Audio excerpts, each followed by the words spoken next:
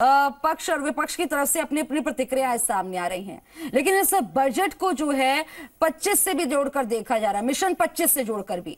बिल्कुल खुशबू, मिशन 25 से जोड़कर देखा जा रहा है, लेकिन केवल मिशन 25 ही एकमात्र लक्ष्य नहीं हो सकता। लेखानुदान साल 2024 में रखा जा रहा है, लोकसभा चुनाव से पहले रखा जा रहा है, इसलिए हम इसको छोटे अवधि के हिसाब से देख सकते हैं। लेकिन कोई भी काम जब सरकारें करती हैं तो लॉन्ग टर्म प्लानिंग के हिसाब से किया जाना चाहिए। हमारे साथ में कई मौजूद मेहमान इस पैनल में मौजूद हैं। मनीष जी जुड़ गए हैं। एमएसएमई सेक्टर कहें या इंडस्ट्री के लिए कहें, केवल सोलर तक इनको सीमित नहीं रख सकते। मनीष जी, इंडस्ट्री सेक्टर यहाँ पर बात रख रहे हैं, लेकिन इंडस्ट्री के लिए इस बजट में कितने बड़े प्रोविजन दिख रहे हैं और पिछली सरकार के कंपैरिजन की भी बात करेंगे आपके जवाब के बाद।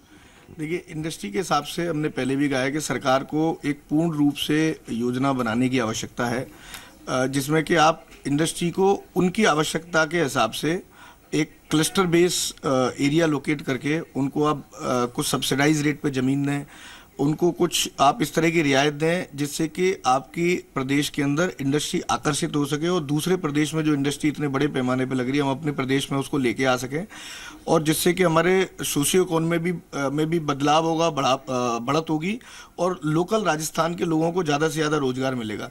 अब इसके लिए दूरगामी पॉलिसीज़ बनाने की ज़रूरत है। इंडस्ट्रीज़ की कोई भी पॉलिसी कोई 1-2 साल के लिए या कुछ महीनों के लिए नहीं बनाई जाती, ये कैबिनेट से पास होने वाली पॉलिसी है। ये इकोनॉमिक रिवाइवल जो टास्क बनाने की कमेटी है, इसको देखा जाए इस रूप में कि ये कुछ सुधार करेगी? काफी हद तक कह सकते हैं। इसमें जो सबसे बड़ी आवश्यकता है, जो हमारे को कुछ जो उद्योग धंधे हैं, जो कुछ नई इंडस्ट्री है, जो अपकमिंग इंडस्ट्रीज हैं, जिसमें स्पेशली हमारी सोलर की भी इंडस्ट्री है, उसको अगर हम अपने प्रदेश में मैन्युफैक्चरिंग में हम अगर बढ़ावा देना चाहते हैं तो हमें एक production based link incentive scheme state में, जिससे कि हम ज़्यादा से ज़्यादा सोलर पैनल, सोलर सेल और या उससे जुड़ी हुई इंसलरीज को हम लोग अपने प्रदेश में आकर्षित कर सकें।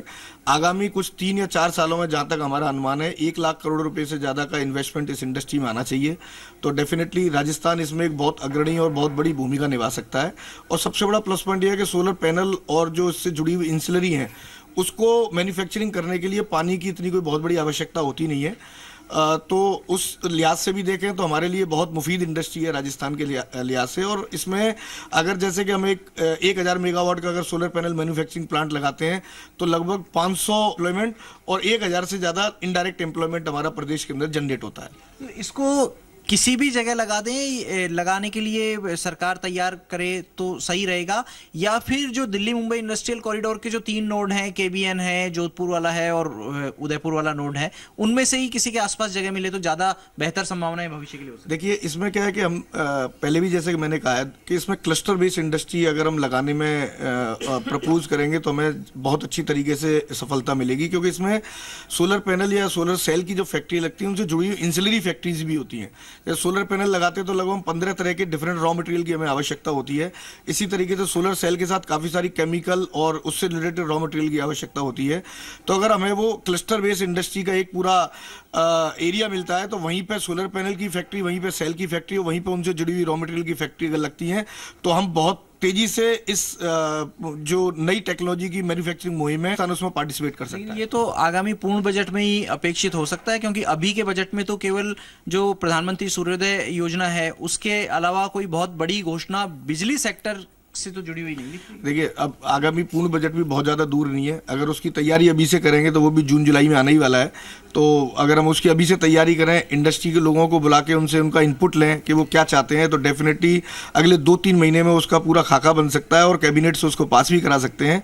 और जो सूर्योदय योजना है वो तो डेफिनेटली स्वागत योग्य है ही। प्रधानमंत्री जी ने जो घोषणा करी है उससे डेफिनेटली राजस्थान को जितना भी उसमें 5 लाख 6 लाख घरों का जो कोटा मिलेगा तो डेफिनेटली उससे राजस्थान में लोगों को उससे बहुत बड़ा फायदा होने वाला है। राजस्थान के लोगों को बड़ा फायदा होने के आसार हैं। मनीष जी, क्या इंडस्ट्री के लिहाज से कितना फ्रेंडली? मैं देखिए इसी बात पे आना चाहूँगा। मैं बात सुन रहा था साहब की, सभी लोगों की। देखिए, इसमें प्रबंधन कुप्रबंधन आपके आंकड़े अपने अलग अलग तरह के हो सकते हैं, लेकिन आप ये मान के चलिए कि किसी भी स्टेट का या किसी इंडिविजुअल बिजनेसमैन का भी बिजनेस अच्छा चल रहा है या अच्छा नहीं चल रहा है, आज के टाइम में सबसे मेन आपके पास क्राइटेरिया है नापने का, वो है उसका जीएसटी कलेक्शन। कि आपकी एक दुकान है या आपकी एक फैक्ट्री है कि आप जीएसटी कलेक्शन कितना कर रहे हैं, जीएसटी जमा कितना कर रहे हैं, उससे आपका पता चलता है कि आप बिजनेस कितना कर रहे हैं। जैसे से कोई पाइप बेचता है, कोई सरिया बेचता है और उसका 18% जीएसटी पे है और एक महीने का अगर वो 1 लाख रुपए का जीएसटी जमा करा रहा है तो आप आइडिया ले सकते हैं उसने 18 लाख का माल बेचा, 20 लाख का माल बेचा। सेम इसी तरीके से हमारे जीएसटी के आंकड़े हर महीने आते हैं।